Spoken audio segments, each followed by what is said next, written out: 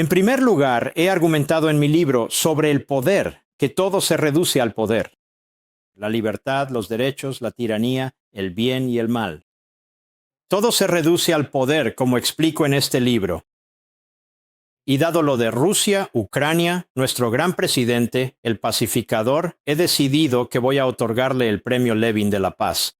¿Qué opinas de eso, señor productor? ¿A quién le importa el Nobel? ¿A quién le importa dónde diablos esté Noruega? No sé. Le entrego el premio Levin de la Paz oficial porque se lo ha ganado con creces. Pero pensé que ahora es un momento propicio para hablar un poco sobre el hombre que es lo opuesto a eso, es decir, Vladimir Putin. Vladimir Putin, ¿qué sabemos de este tipo? Un par de cosas. Después de graduarse en la Universidad Estatal de Leningrado en 1975, fue a la Facultad de Derecho, ya sabes, porque era la forma más rápida de ser atrapado por la KGB. Inmediatamente se unió al servicio de inteligencia soviético. Fue enviado a Dresde en 1985, donde buscó alemanes orientales que tuvieran razones plausibles para viajar al extranjero y luego los reclutó para ayudar a espiar a Occidente. Entonces trabajó con la infame Stasi en Alemania del Este. Y durante su tiempo en la KGB trabajó como oficial de caso y alcanzó el rango de teniente coronel, lo que significa que era brutal como el demonio. El señor Putin fue llamado de regreso a Leningrado en 1990 como parte de la reserva activa de la KGB, ya que la Unión Soviética estaba al borde del colapso. Ahora, en 1996, se mudó a Moscú y comenzó a trabajar en el Kremlin, donde finalmente fue nombrado jefe del Servicio Federal de Seguridad de Rusia, FSB, el sucesor de la KGB, en 1998. Como pueden ver, tuvo un ascenso meteórico. Apenas un año después fue nombrado uno de los primeros viceprimeros ministros de Rusia y luego primer ministro interino por Boris Yeltsin, el presidente en ese momento. Estaba muy enfermo, tenía problemas con la bebida y había corrupción a su alrededor. Él mismo no era corrupto. Y según se dice, fue chantajeado. Eso es lo que se dice, que fue chantajeado, entre otros, por Putin. Vete. No te acusaremos por estas violaciones de la ley, pero yo quiero ser el próximo primer ministro o presidente de Rusia. Así que, cuando el presidente Yeltsin renunció, él fue nombrado presidente interino y oficialmente elegido presidente en marzo de 2000. Ahora, hay mucho más que decir sobre este hombre, pero no puedo pasarme todo el día en esto. Pero quiero que tengan una idea de ello. Putin ha estado, como informa la BBC, en el poder desde el año 2000. Más tiempo que cualquier líder del Kremlin desde el dictador soviético Joseph Stalin, más que Brezhnev, seguro que más que Khrushchev. Ha estado en el cargo más tiempo que Joseph Stalin. Ahora está en su quinto mandato como presidente, tiene 72 años. Toda apariencia de oposición a su gobierno ha desaparecido y hay poco que le impida permanecer en el poder si así lo desea hasta 2036 o incluso más allá. Aunque al principio pareció abrazar una Rusia liberal y democrática cuando ocurrió el colapso de la Unión Soviética, más tarde describió el caótico colapso de la Unión Soviética como la mayor catástrofe geopolítica del siglo XX. Y vaya que quiere quedarse en el poder. Tengo una lista larga, demasiado larga para repasarla toda. Quiero decir, terminaría yendo al programa de Lara Trump. Una lista de listas de personas que han sido asesinadas, que han sido eliminadas.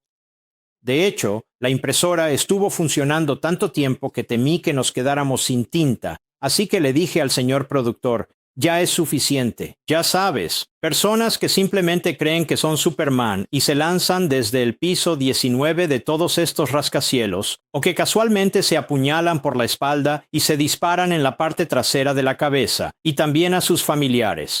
Cosas así, ya sabes. O tienen venenos que solo el Kremlin sabe cómo desarrollar, y estamos hablando de asesinar personas en Rusia, fuera de Rusia, no importa.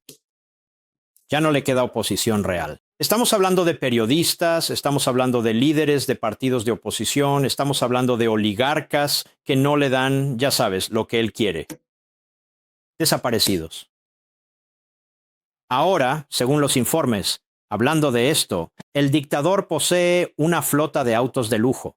docenas de aviones privados, megayates palaciegos, incluyendo uno valorado en $900 millones, un extenso guardarropa de diseñador y una colección de relojes de alta gama valorada en millones. Muchos piensan que es el hombre más rico del mundo. Entre ellos, Elon Musk cree que es el hombre más rico del mundo.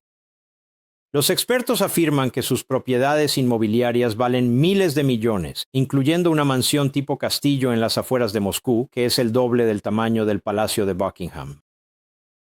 Pero su orgullo y alegría es una extensa propiedad valorada en miles de millones de dólares con vista al Mar Negro, que puedes ver en Internet, y que cuenta con docenas de habitaciones, una discoteca privada, un casino, una pista de hockey sobre hielo subterránea, un cine y un viñedo. La enorme propiedad se encuentra en decenas de hectáreas de jardines cuidados y ha sido apodada el Palacio de Putin por sus críticos. Se informa que tiene un valor de $2.800 millones, pero tengo entendido que Leticia James dice que vale unos 18 millones. El presidente, es decir, Putin, niega que sea suyo. Asegura que solo recibe un salario de $140,000 al año. Y aún así es inmensamente rico, inmensamente poderoso. No tolera a ningún tipo de opositor. Ni siquiera he mencionado la cantidad de personal militar que él ha, entre comillas, hecho desaparecer. Y es un belicista. Ustedes, los aislacionistas que apoyan a Putin, él es el belicista. Ahora sabemos lo que Putin quiere hacer. ¿Por qué? Porque él lo escribió, o alguien más lo hizo en 2021, justo aquí. Y él escribió sobre eso, y en 2024, cuando se postuló para otra de esas fabulosas elecciones presidenciales democráticas, dio un gran discurso hablando más o menos de lo mismo, pero sigue y sigue. Probablemente tuvo un escritor fantasma, como la mayoría de los autores, excepto yo. Y él hizo que esto se publicara, y aquí básicamente reclama a toda Europa. Toda Europa alguna vez habló ruso o las antiguas lenguas que ahora son ruso. Y entra en este tema. Así que Ucrania es un problema porque Ucrania está entre Rusia y todos estos países de la OTAN, así que tiene que eliminar a Ucrania. Y además hay personas en Ucrania que hablan ruso. Bueno, hay personas en Newark, Nueva Jersey, que hablan ruso. Eso no debería significar nada, pero aparentemente para él sí lo significa. Y así, toda Europa solía hablar ruso, como dije, o el antiguo idioma ruso. Y en realidad su mirada está puesta más allá de Ucrania, en Polonia. ¿Qué tiene Polonia? Hitler quería Polonia. Stalin quería Polonia. El zar quería Polonia. Putin quiere Polonia. Y eso es lo que está pasando. En esta larga diatriba, esta de 2021, habla sobre Polonia, Rumania, Lituania, habla sobre la mayor parte de Europa, incluso va más allá de Europa. Realmente es algo asombroso. Así que es un megalómano y realmente es un imperialista y un belicista. Ahora, echemos un vistazo a todo este asunto con Ucrania. Comencemos aquí. En 1994 hubo algo llamado el Memorándum de Budapest. He hablado de esto hace mucho tiempo, el Memorándum de Budapest. ¿Qué es el Memorándum de Budapest? Bueno, como señala el Instituto Brookings, que es una organización liberal, y cito a una organización liberal porque en realidad lo explicaron bien. Cuando la Unión Soviética colapsó en 1991, las armas nucleares quedaron repartidas en sitios dispersos por las antiguas repúblicas soviéticas.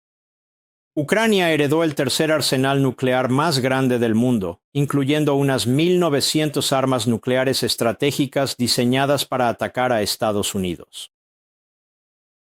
Nada en el espacio postsoviético recibió más atención de las administraciones de Bush padre y Clinton que asegurarse de que la desaparición de la Unión Soviética no aumentara el número de estados con armas nucleares.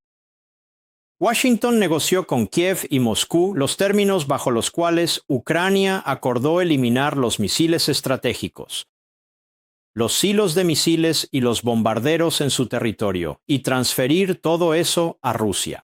¿Qué te parece eso? Si ellos hubieran tenido las armas nucleares y los medios para lanzarlas, no creo que Rusia hubiera atacado a Ucrania, o creo que el presidente Trump tiene 100% de razón.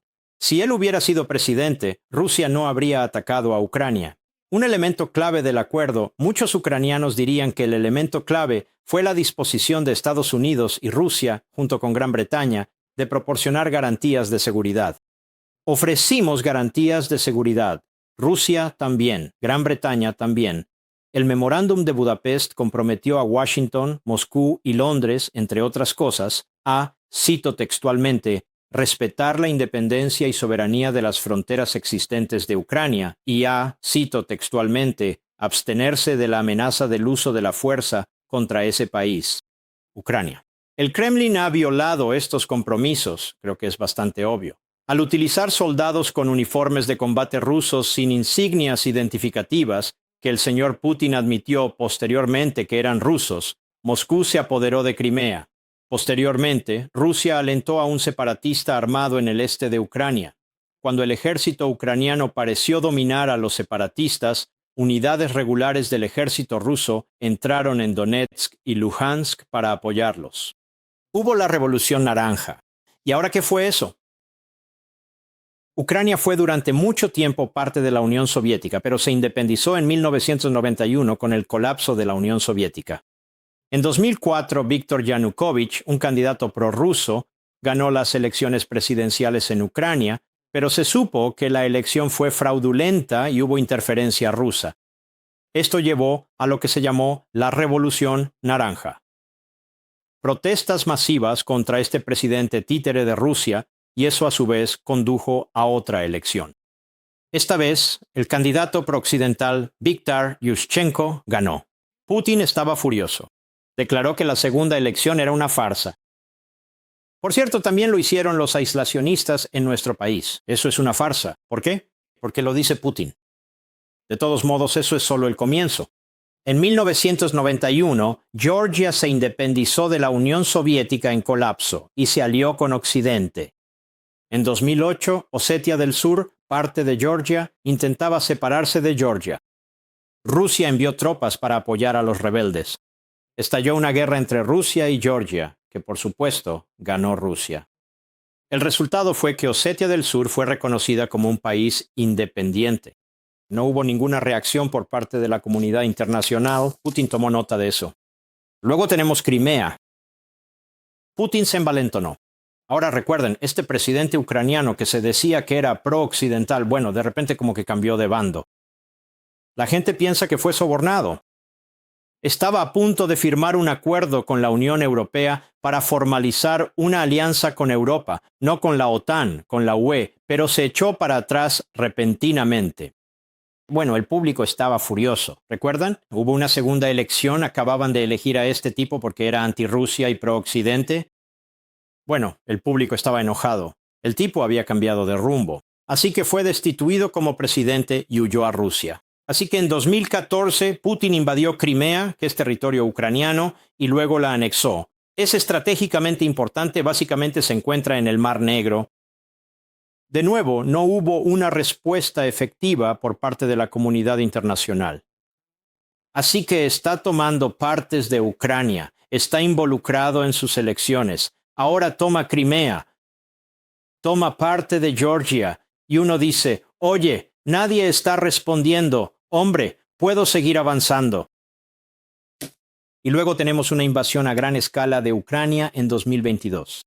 Putin lanzó una invasión militar masiva a gran escala, como saben, en Ucrania, declarándola una operación militar especial.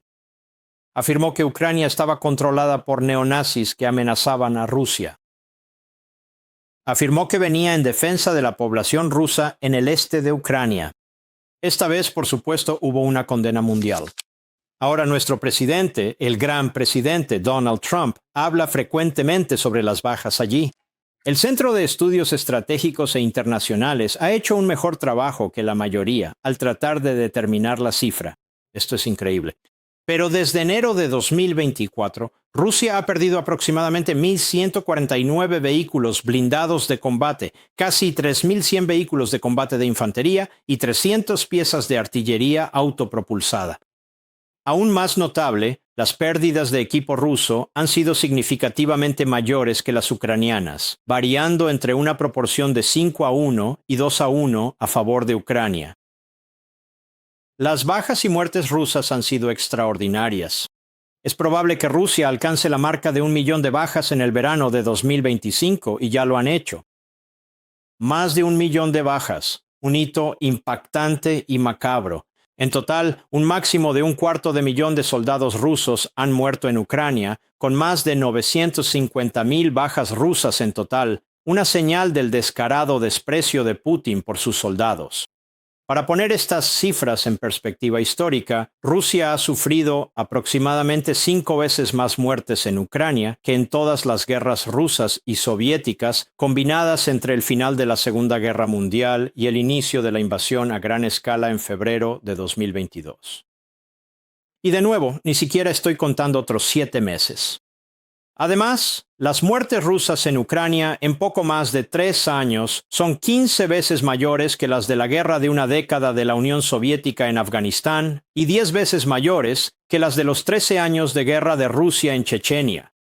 Las tasas de mortalidad ucranianas también son altas, con entre 60,000 y 100,000 soldados ucranianos muertos.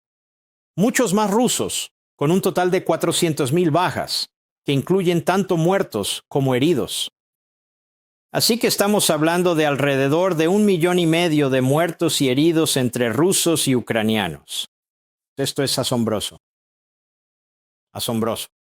Una de las razones por las que esto debe detenerse no es solo la carnicería que está teniendo lugar aquí, sino porque Putin ha dicho, Ucrania es solo el comienzo. Ahora bien, no son los neoconservadores estadounidenses, ni los belicistas, ni los judíos quienes dicen eso. No. Es Putin.